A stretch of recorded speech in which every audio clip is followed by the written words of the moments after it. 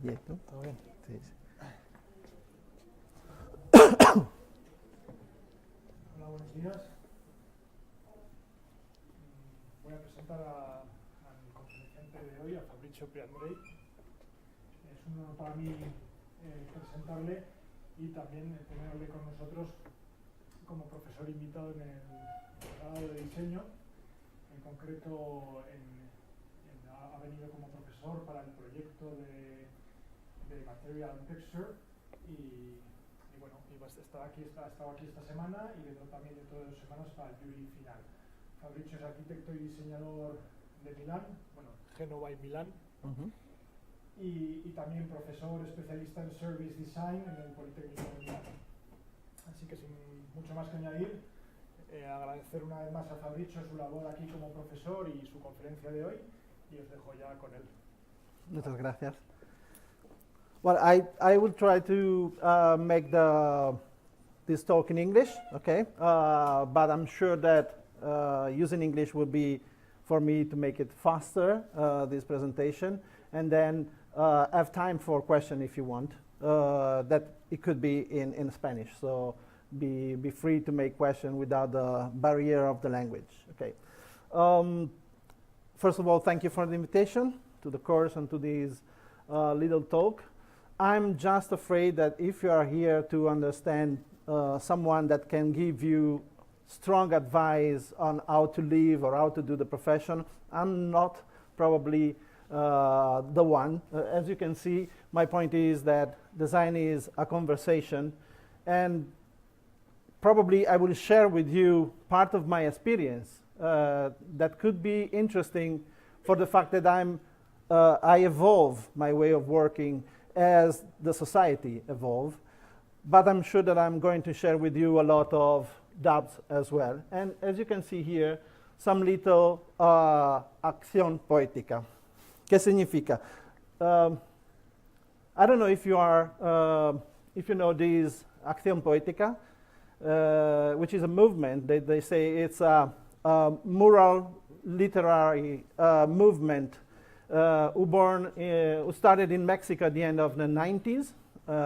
And usually it's an activity which is in the city with very little rules, one of which is to prepare the wall with a white background, so adapting the context, okay, and writing in black some short sentences, some sparkle of poems that are actually very basic. They don't talk about politics. They don't talk about religion. Okay, but they talk about optimism and many times loves. Okay, so some popular, very sometimes even banal kind of sentences, which yes. The sound of the microphone and the web. Okay. They are overlapping, so okay. we need to remove this one. No problem. Okay, I will speak from here. Oops. Maybe okay. Yes. The other side. Should be this. Just a moment. Sorry. So I use this. I can also shout for the audience. So if I'm not so close, I think you will listen to me. I use these sentences to introduce some level of conversation that design could represent. And also, let's say the 4 levels, I think, are representing what I'm doing, what I'm going to do, and what is my vision about design. So the first one is very simple, is yo tampoco sé cómo vivir, estoy improvisando. Okay? This is to say that if I have to describe myself, more or less, I'm this sort of sandwich. A little bit greasy, I know, fat, with some many layers, okay, that you can see represented on the other side. If I have to see, every time that somebody introduces me as an architect and as a designer, they always say the truth. I do many activities at very different levels, okay, so I'm kind of this layered sandwich. If there is something that makes all this layer homogeneous, is the curiosity. I feel that I'm kind of an explorer of what design can do. And to be in this position, it's always forcing me to try to see what is the next step, what is the next step, what is the next steps. When we talk about design, we always complain that people do not understand exactly what is design. Okay, they do not understand what is service design. People do not understand what is design, which is not just good things. It's not just beautiful things. Okay, but then when you ask a designer what is a design, they say, well, it's not easy to describe design. It's not easy to have a clear definition. Yes, because design may represent many attitudes, okay? And actually, it's interesting to see how this word was born. And here you can see the origin of this word in two languages, the English one and the Italian one, okay? When I'm saying I'm a designer, in Italian, we would say, io sono un progettista, okay? So the point is very related to the progetto, okay? Which is proyecto, okay? Both of the words are depending on, are deriving from Latin, okay? But in one side, in the English version, design means to designate, okay? To mark out, to choose. How many times with the student in these days I was saying, you have to choose between this and that. And actually this is one of the things that are the most difficult thing for us. Especially for those of us who are curious. We have so many things that we want to say. And every time we have to be clear to the other, to choose the one that we think is the most important. Then the Italian one, which is progetto, pro iacere, that means through, to bring through, to think of something that has to be launched in the future. So one of the characteristics of the designer, from my point of view, is to have this kind of superpower, okay? That is the capability of understanding and to see the present, okay? To extract from the present those elements that may possible to have an idea of what could happen in the future. And then, which sometimes is not so important, is not too much shown as a power of a designer, the capability to show the other what is our vision. So from one point of view, we have the capability of understanding what are the elements of the present that could be interesting for the future, how the future can be shaped based on this element, and how to represent this vision to the other. Three different things that are about researching, developing ideas, being able to create scenarios, be able to tell, so the storytelling part is a lot important as well, to be able to tell the other what is the possibility for a future. Actually, there is a good sentence in Italian that is said by the president of the ADI Association, which is the Associazione Disegno Italiano, which is said, non c'è possibilità di futuro senza l'esperienza quotidiana del futuro. There's no possibility for a future without experiencing every day the future, okay? And this is putting these three characteristics together. Again, I'm here, but if you want to stop me, I can go in detail if there is something that is not clear. What does it mean to be a designer in a world in which everybody could be a designer? You know, when we talk about collaborative or co-creative session, we might have other people that are behaving as a designer. We have many examples of very good design which is not made by a designer, okay?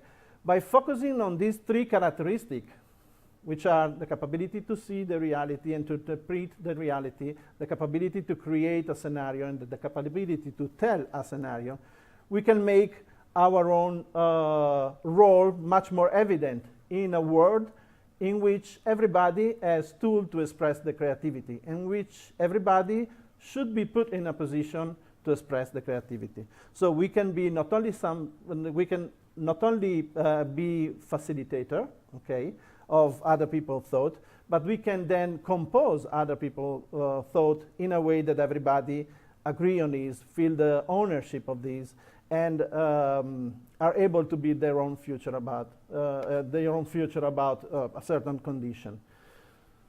So actually, this is a book that I'm advise everybody of you to read. It's a book by Ezio Manzini, and it's exactly telling how was the evolution of design from a point in which the designer was the only one able to understand, okay, let's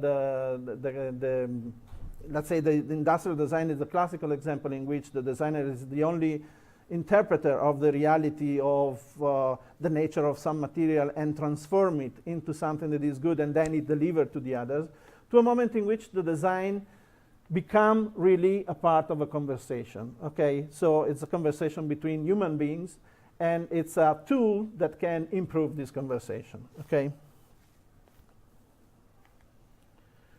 I'm showing something that some students have already seen, but again, this is about what is the difference between design and creativity, for instance.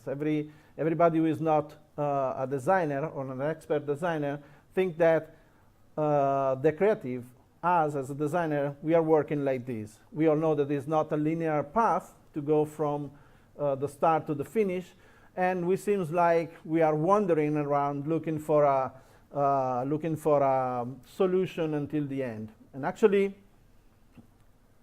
these comics is saying what is the truth. Okay, so you cannot organize creativity. You cannot force people to be creative. Okay, so what is the role? What is the rule to be creative? How can you then sparkle the solution? And here it is. What is the mood?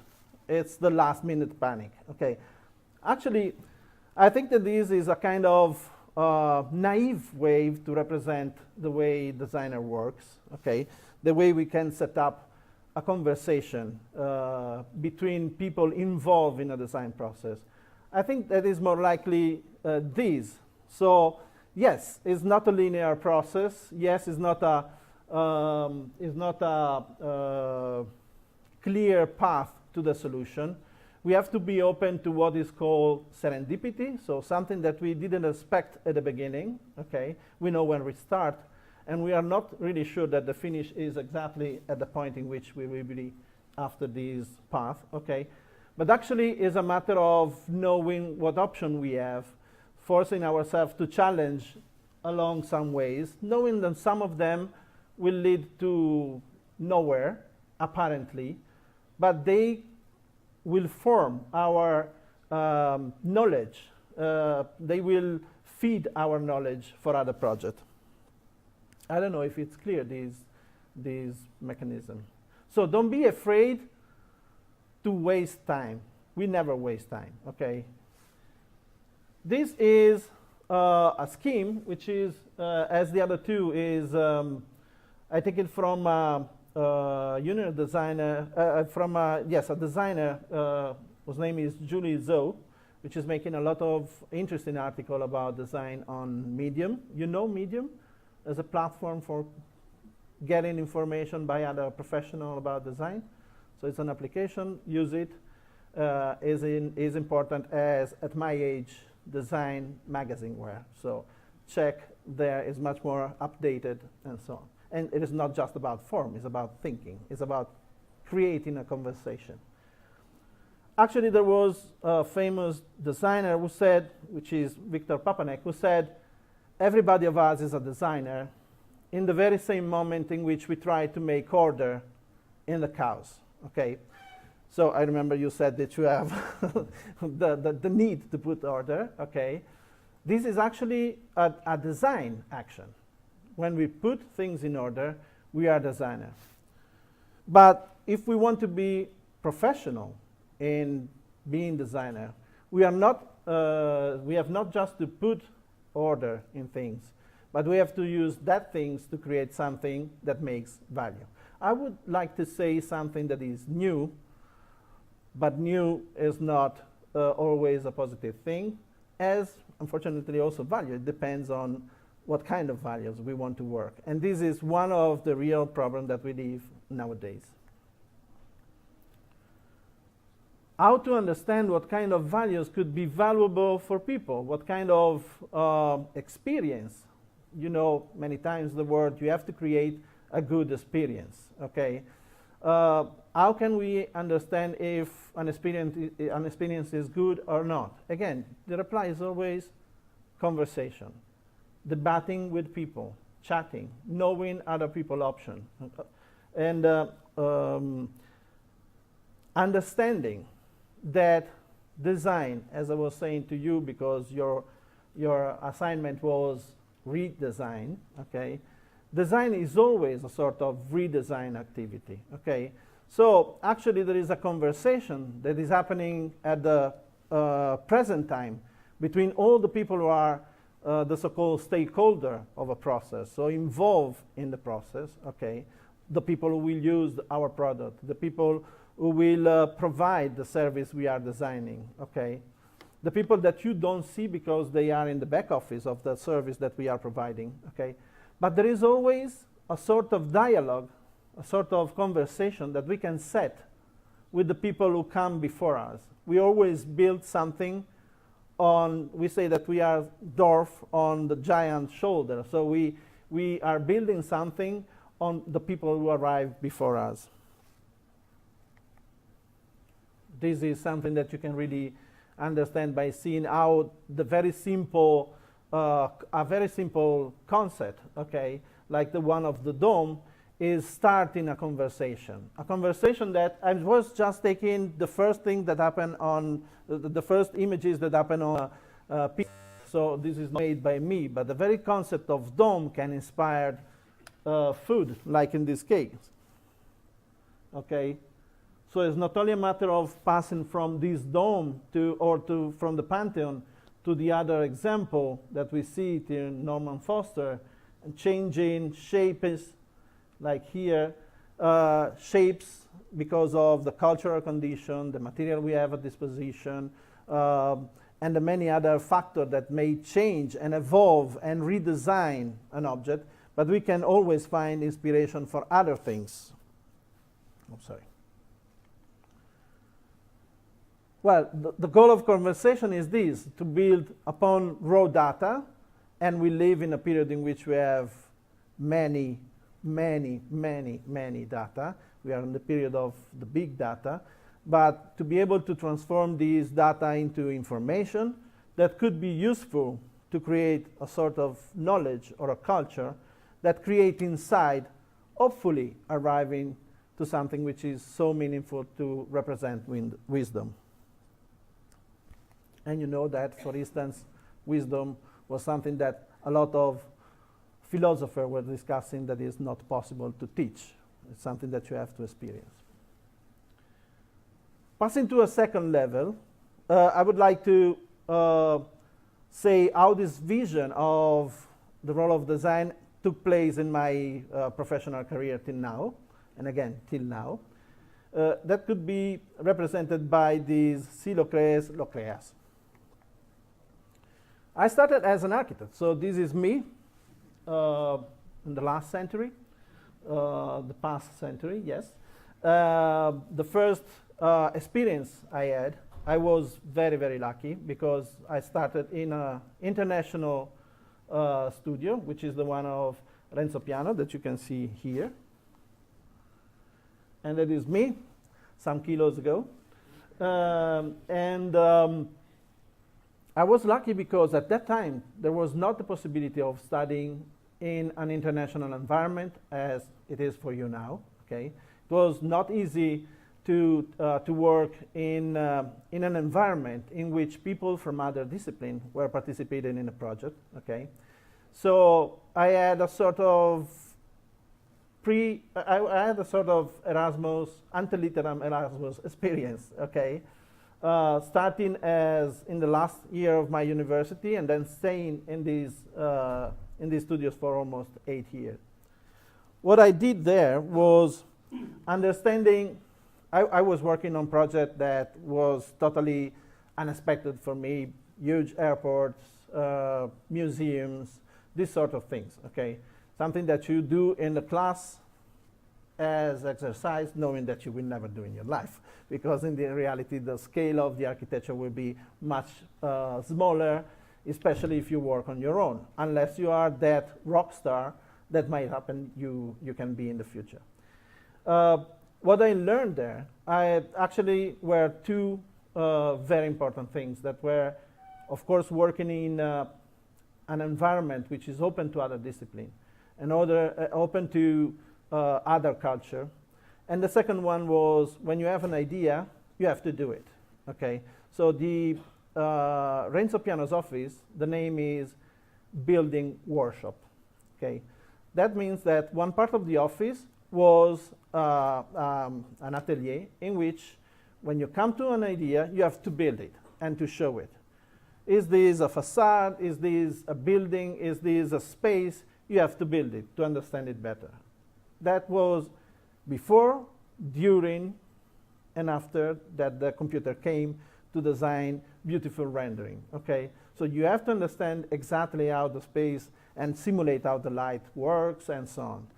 In Renzo Piano's architecture, there's a lot of components that are about technology, but always used in a very human way. So that was the way you approach the architecture. You have at disposition technology, you have at disposition innovative material, but always have to consider the human that will use it. This more or less is what what evolved my way of working when I quit Renzo Piano's office and I opened my own practice. At that time, as I was saying, computers were entering in the field of architecture. Okay, everybody was using computer, everybody was using modeling software, everybody fall in love for forms. Okay, material were making possible to use incredible form, incredible futuristic shapes in architecture. Okay, and all of a sudden, all the composition made with the computer take much more importance for the shape itself. Sometimes I don't want to be generic, okay, but architecture was exploring a lot the form and the potential that design and new material give the possibility to explore. Okay, of course, this was something that I love to do it as well. So there are some of the works that I do that are very streamlined, very curved, very, I don't want to say Zaha Hadid style, but very, let's say, following the language of the time, because we have to acknowledge it's the language of the time. But our idea was, what if we use all the information that the computer make available to us to understand more about how the space could be the interaction stage for the people we are going to live. So how can we evolve the idea that we were seeing in Renzo Piano, so the space which is measured on the human being as a stage for interaction. Okay, how can we use architecture as from the point of view of the behavioral aspect of the user? There was a discipline at that time that was kind of not very famous discipline, but was taking time little by little in the design field. That was the service design. That was developing a lot of tools. Okay, so while service before was considered just, okay, it's the maintenance for a car, it's a service. Okay, selling is a service, but it was like boxes. Okay, a new discipline was taking place, that was the service design. That was looking at service as the possibility of creating more interaction with the user, the way of focusing on the way I can involve user in the definition of the service itself. Okay, at last but not least, how can I use service to have a feedback in terms of sustainability, social, economical, or environmental sustainability, no? Like, for instance, car sharing compared to car. So we get used to, we wanted to know more about this service design, and we start using some of the tool of service design to shape our project. sorry, I stay at this a little bit more, because we are sure that there is a strong connection to what are people behavior in terms of inspiration for what could be the design. But then there is also the responsibility of the design and the product that we do and the spaces that we do and the service we provide in forming new behavior in human beings. And it's easy to understand. You will see some picture in the end that show this. Actually, when you talk about a space as a stage for an experience, a meaningful experience, the service logic is upon these three pillars that has to fit with the architectural one, which is you have to define which are the touch point between the people who are using the space and the space. You have to map the activity you want to have into the space, and then you have to design the flow. So the experience itself is something that is no more strongly and simply related to the material, to the proportion, to how the material reacts to the light, and to many other technological and very tangible aspects. Is a matter of focusing on the very intangible component you may include in the project, and some tangible as well, because the touch points are tangible. This was our first archie enemy, okay, where we applied this approach the first time was in the Aquarium of Genoa. Okay, the Aquarium of Genoa, as all the aquariums, is a place where people go to see living animals, to try to touch a puppy that was just born at that time. Okay, and we were asked to design an information center, the most boring thing on earth. Okay, so something about explaining children the advantages of having some areas in the Mediterranean Sea which are protected. What happened in this protect area? What kind of policies they could or behavior they could have to save these areas? Okay, to children that goes to see this. Okay, so our idea was, what if we make the space reactive to the people presence? And what if we create an experience, which is what people always desire when they go to the aquarium, apart from the shark tank, is I would like to swim, I would like to be in the water with these fishes. Okay, so the idea was, let's create a space which was actually made by two shells. Okay, one which is a solid shell, the one you can see here, which is about all the technicalities and all the strong, tangible component of the space, and another skin, which is this one, which was made with a material that now it's quite common, which is called Barisol, which is a PVC layer, translucent. Okay, that we made a magic material by a sort of reactive carpet of lights above. Okay, just to let you know more or less, this is not made with LED because LED were not available. LED was sort of very expensive monocolor kind of technology at that time. So these are normal neon tubes, but dimmerable, okay, that were changing the intensity by the presence of people. So people see a normal light, but when you enter in one person or two, you see the light that is following you is changing, and these invite more people to enter in the space.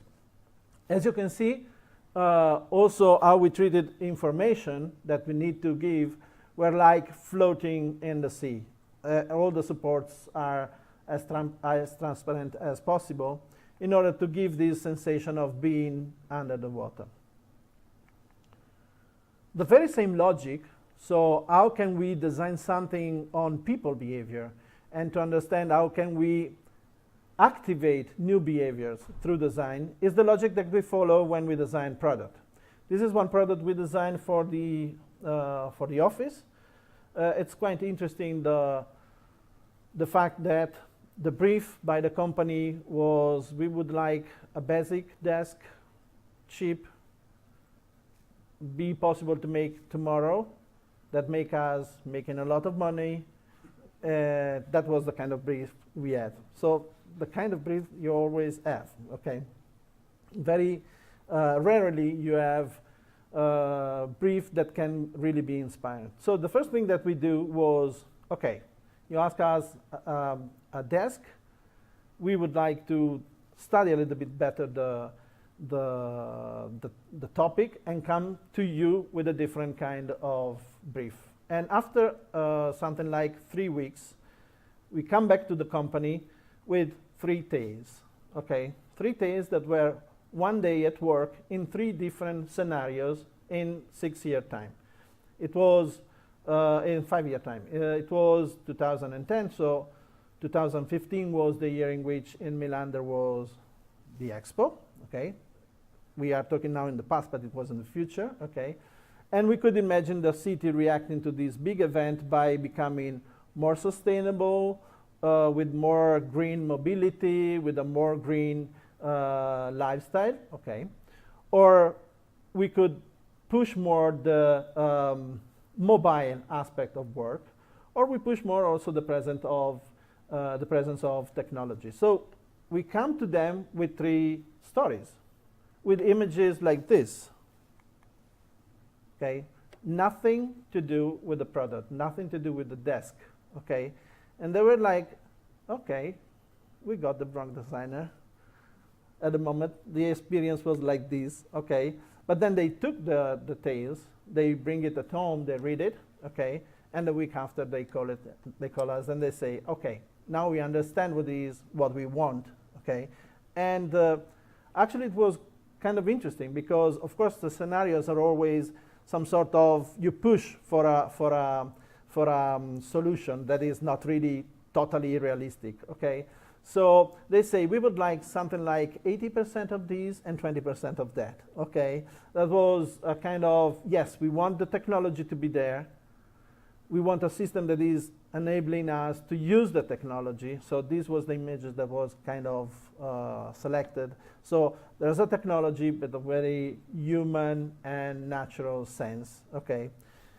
And they understand that we would propose, instead of a desk, office solution. So instead of an object, a solution that is including the object that they want. So actually what we did was a simple Lego-like system that was composed by this module that is called backbone, that could be used also to carry infrastructure, okay, or to support various accessories, and a desk that was shaped on the way we use desks now. So this part is more for meetings, and this part is more for personal work, okay? But actually, the system was so flexible that could be enabling with some join here that you cannot see, but this one, configuration that are very straight, so very traditional, okay? Or configuration that could create some sort of enclaves in which people can work and create their own environment. Moreover, as you can see probably from the previous image, you can create some common areas like here when people can share. So actually everybody can work on their own, then can have a meeting around this area. And we had also bigger table to do this, okay? So you can see that the idea behind this project was about creating a solution that was accepting different way of working, including the traditional band, but it was also including the possibility that by adding more module, you could add more complexity to the layout of the office, and so welcome also new, more creative way of working. You can see here some other images. Let's go to the next level. Sacar belleza de este caos es virtud, okay? But I think also the contrary. If you can take out virtues out of this world, is a beautiful thing, okay? Is a beautiful thing. Actually, when you work with people, you always come to a point. It might be the age. It might be that you have a son in the meanwhile, okay? It might mean you can feel more responsible. You come to the age in which you can say, well, but if I was able to change the way people were working by just changing little tables, why shouldn't I be able to face some of the problems that we face in this world? We know that being very honest, there was no period in the world in which people were more educated than in this one. Less people that is suffering from anger, okay? So we have to acknowledge all the good things that we have now compared to the past. But in the very same time, we have to acknowledge that some of the advantage we have now, we are just having them because we are postponing solution, and we are just giving as an heritage for the next who will come on this earth the mess that we are creating in a world or another. So you know that there are social issues. I will not spend time saying all the fears that we might have for recent political aspect. It's not a matter of talking about politics, but let's say that there are many topics that could be really tackled by design. And design itself is moving toward that direction, okay? When we are talking about innovation, there is somebody, and usually when we talk about innovation, we are talking about technological innovation. There is someone who would say there is also social side of innovation, okay? And sometimes you can hear people say, yeah, of course, because if it's not social, innovation is not real innovation. Actually, this is not true. Social innovation is the innovation which is tackling all the social problems that till now nobody has solved, okay? Is education, where education is not possible to take place. Is health, is fighting hungers, it's fighting those problems that once they were in specific areas of the world that we call the third world, okay, a third world. But actually, if you go in Africa, as well as if you travel in Europe, you will see that there is no more, this area is first world, this is second, this is third. It's much more mixed. So we have sometimes the very same problem that you might have in countries that we think are third world. Design is proving itself to be a driver for change, okay?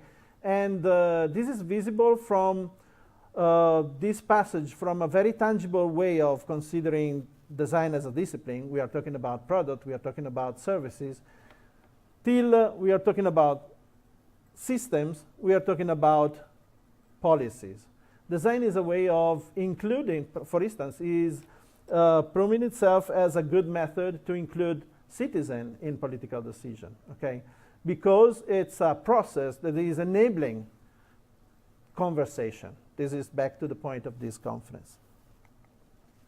This is a scheme that, again, it's part of Ezio Manzini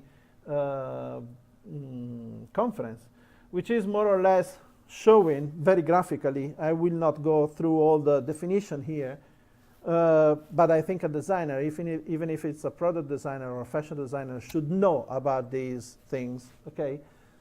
It's social innovation and emerging design is the passage, the link between the multiple crises we are living now, okay, including the migrants and so on, and a possible sustainable society, okay? Because there is no other way. We know that we are using scarce resources, limited resources on this earth, or we find a way of solving the problem, or we probably get extinct now, tomorrow, the day after tomorrow. It's a matter of time, okay?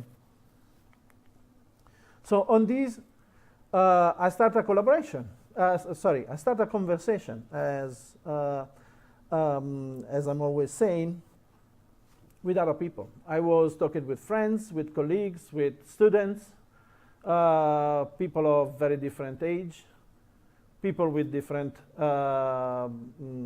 skills and background, okay, saying, what can we do?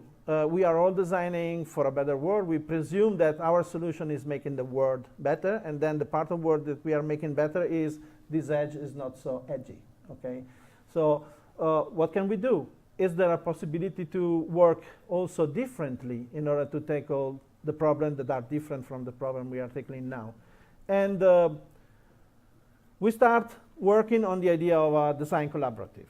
A design collaborative is a network, if we want to make it simple, is a network which enable people to work on projects, on challenges, on retos, you say, no?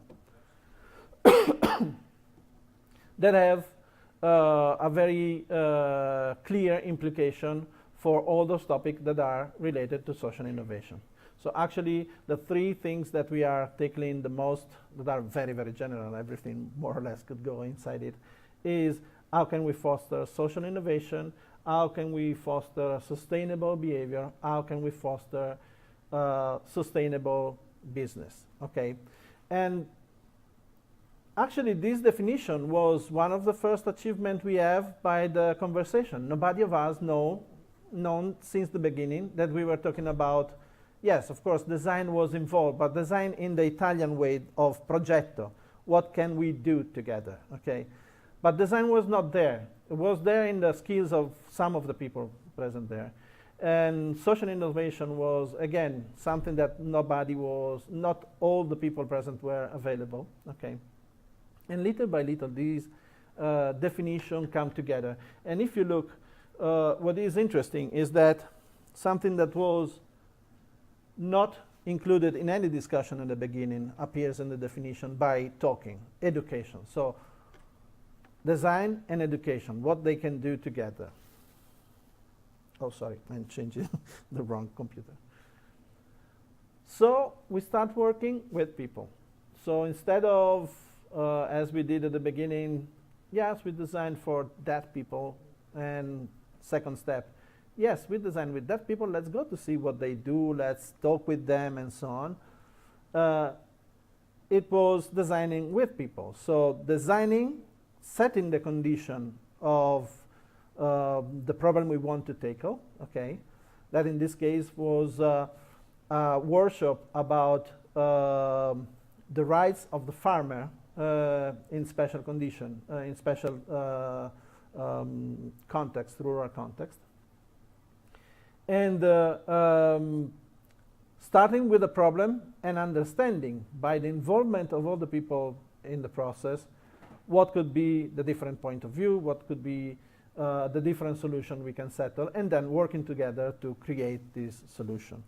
Many times in these workshop, we use what other people, other from designer, understand is our way of working, which is the design thinking. That is quite rare. We designers always work creatively. Wow, we do that. And then some people that were not designers say, you know what we should do? We should work design thinking. And they cluster this knowledge and this way of doing, okay? And some of the designers say, no, but we are designers. But anyway, I think that we need someone else from us to understand what are some mechanism that we use, okay? And one of the pillars of design thinking is not only to be human-centered, but collaborative, okay? And being able to manage different opinion in order to create a sort of safe environment in which everybody can take part in the final solution. Again, we never decided to go working for in Africa or something like that, but as soon as we start, two issues comes on our table almost immediately. This is one of the work we are doing now with another association with the migrants arriving in Italy and training them in the fields of restoration, restaurant, okay? And so not only collaborating with those who are teaching them the language and so on, but try also to smooth the cultural differences and to introduce what are the behavior in Italy or in Europe, and also proposing them to start their own business in the field of to work with other companies, of course, but also to be able to have some basic notion to start their own business in this sector. And we were invited by a university in Finland to participate in a European project, which is called Party. That's the name. It was probably we said, oh yes, it's a party, let's go. Then it was not really the party we expected. It means participatory design with youth, which is the youth part of population in South Africa and Namibia that's called SAN, to help them to understand the service culture in order that they be able to provide services for their own community. It's a 4-year-long project. We are at the mid of the path now, and these, of course, bring us a lot of knowledge about how to. Well, it's not knowledge. We are still in the information thing. We are not. We again, I do not know exactly what is the way we can handle this situation, but we have a lot of insight that enable us to face sometimes very difficult topics. And then, of course, when you come to the potential of design and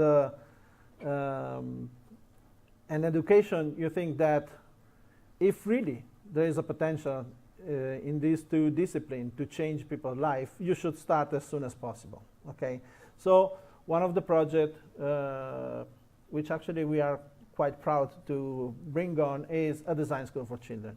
And the idea behind the design school for children is not just to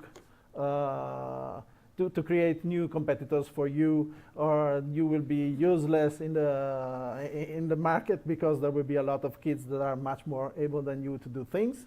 Is not this the point, but simply understanding why some discipline, like let's say something between the creativity and the design thinking, could be really a sort of skill that children that they have spontaneously until they go to school, and they immediately start to lose, becoming elder, becoming teenagers. Okay, for many reasons. It's not just a matter of the school is not good. It's the family involved, is the society involved, is the technology involved. Okay, but from one point of view, it's very clear. The school is the same school that was created to form employees. So people that are part of a big machine. They are a little wheel in a big machine that have to be able to read, have to be able to make calculation, have to be able to behave.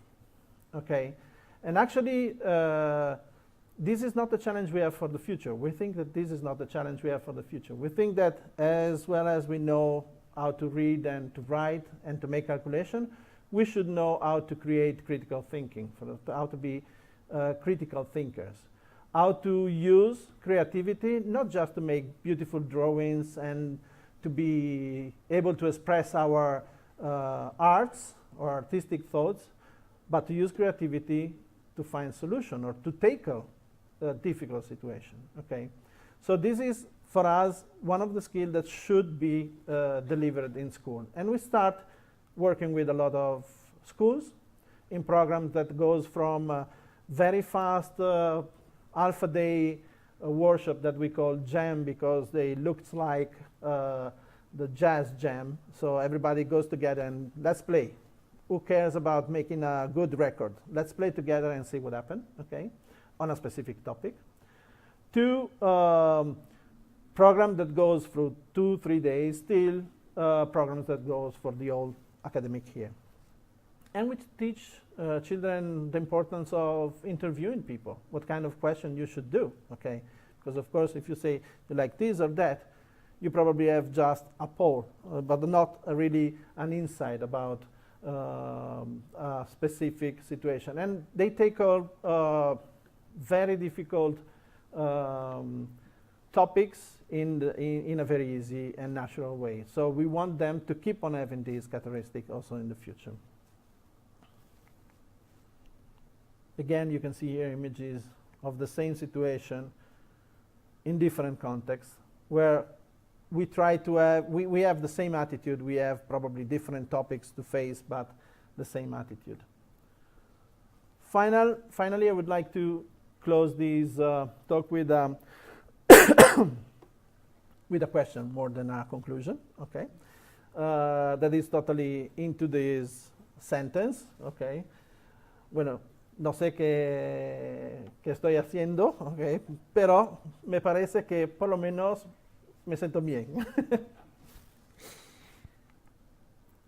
We do have superpower. We do live in a period in which, if we need an information, there are thousands of ways of getting them, okay? Of course, the sentence that you see here, kids in Africa with a smartphone has access to more information than the president of USA 15 years ago. It's a true sentence, because kids in Africa have cell phone, okay? They are not in the condition to use that information in the same way the president of the United States has. I'm asking myself if we can keep all the good things that we have now without losing something. And I have the perception that we are losing something in the dialogue that we are building, okay? This is the church of my home place. This is the Duomo di Milano, okay? The Duomo di Milano is a huge Gothic church, which is even strange to call it Gothic, because this was when it was started, 1386, okay? And this is how it was in, let's say, 500 years after, okay? Well, do you have in mind some of the project that in any place in the world is made now, thinking not just we cannot see it finished, but seeing our son, our nephew will not see this finished, okay? There's all the story of the Duomo is set in the documents, and we see that for centuries the city was participating in the building of the Duomo, okay? The city was participating, even prostitutes. After having ended their work in the morning, they were passing by the Duomo, giving some part of money every day to build the things, okay? But even more surprising was that in Milan we have a way of saying that is sei come la fabbrica del Duomo, you are like the dome, because it means that you will never finish anything, okay? Because the Duomo was starting so late, so back in the past, and still is, when you finish, you have to restore another part. So it's always a fabbrica, okay? But still it's surprising that when they go restoring some of the gargoyle here, they discover some of the statues that nobody could see without going on scaffolding there.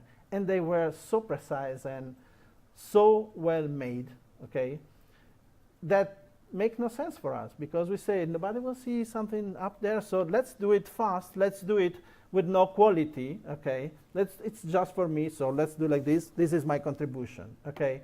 Well, actually, that was not there. There were some values. I don't want to say that their values were good or bad. That is not the topic here. But there was a vision that was about the impact of what we do for the future generation. And I can see that there was a period in which, in a worse condition than the one which we have now, they were working for the future, for the generation ahead. So if we are talking about design as a conversation, I cannot think that we should not take these into consideration. And I'm a father. I see my very smart daughter, I have to say, are still like that. But they are smart. They are not like dumb people in front of a screen every day. But this is the actual situation. Isolated. That the music is another thing that makes me crazy. I lived all my youth by sharing music with my friends. We were meeting, okay, come to my house today that we are listening music together. Volume that the neighbor will come into us saying, please lower the volume. Okay, now everybody is experiencing the music like this. It's a personal experience. Yes, we can listen all the music that we want everywhere. We have all the music that we want in the pocket. But probably we are missing that part that make us dialoguing, understanding better the music by knowing also other people's experience, other people's opinion. I don't want to be negative. I want just to show a video, and I want to close this with a video, which is a couple of minute video, that I think is this one. That I see this morning on Facebook. So I was like this, okay, like those, and it's that kind of serendipity I was talking about. From a technical spec point of view, we can match centrifuges that cost all the way from $1,000 to $5,000. But this is a tool that requires no electricity, no infrastructure. You can carry them around in your pockets for a price point of 20 cents. We call it a paper fuge. It's essentially a piece of paper, and we put in small holders for capillaries that we can fill with blood. And we have standard string, and we take two pieces of either PVC pipe or wooden handles, and then you just pull on it gently. As you spin, the disc is rotating back and forth. It's rotating in an oscillatory fashion, and there's a moment when the disc is stationary, and then it starts to unwind and go in the other direction as you apply a force. With this set of principles, we're able to essentially make a centrifuge that spins all the way to 120,000 RPM and 30,000 G-forces. In the lab, we can separate and pull out malaria parasites from blood. We can separate filaria, African sleeping sickness, separate blood plasma. It is an ultra low-cost centrifuge that's built out of principles of a very old toy, the whirligig. This is a toy that I used to play with as a kid. The puzzle was that I didn't know how fast this would spin. And so I got intrigued and I set this up on a high-speed camera. And I couldn't believe my eyes. This thing, when you hear the noise, is actually going at 10 to 15,000 RPM. To me, that seemed like what we wanted to actually make a centrifuge. Before us, nobody had actually understood how this toy works. So we spent a significant portion of this time truly understanding the mathematical phase space for how you can convert linear motion into rotational motion. There's some beautiful mathematics hidden inside this object. There is a value in this whimsical nature of searching for solutions because it really forces us outside our own sets of constraints of what a product should actually look like. The centrifuge is the workhorse of any laboratory, from diagnostics to biology. And if you build a very essential, a key instrument, then you open up to a whole different variety of applications. We just got back from Madagascar. We took the tool out to the field to work with health workers, and we're starting a clinical validation trial on a larger scale to share it with the community and the healthcare service providers, get the feedback. So it's a very iterative cycle. There is of the order of 1 billion people around the world that live with absolutely no infrastructure, no roads, no electricity. So for us, the inspiration is to make the simplest possible tools that do the job well, such that you can get them distributed around the world.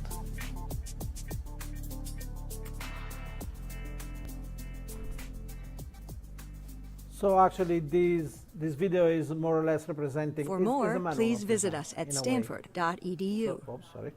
I'm doing advertising for other university. I don't know if it's the good thing. Okay. Anyway, back to This one.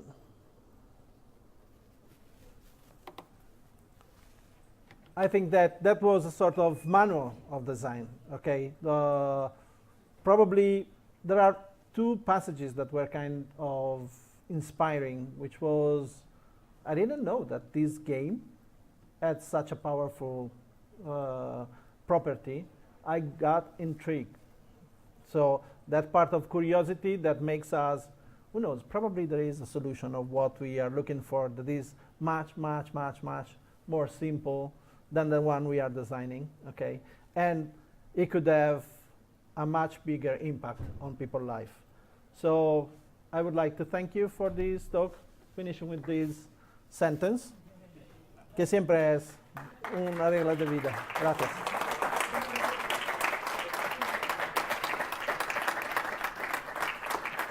If there are questions, I'm available.